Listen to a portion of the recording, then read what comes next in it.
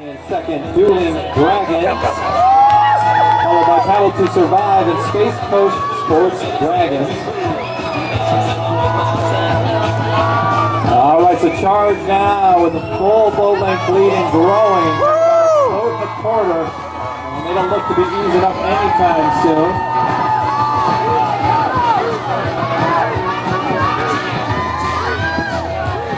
And C.H.A.R.G.E now to boat and a half over Dueling Dragons. All right, C.H.A.R.G.E they continue to go. That's almost 2 boat lengths C.H.A.R.G.E has put down. What an effort. Gotta save some of the tank for later. C.H.A.R.G.E will come across first in this heat.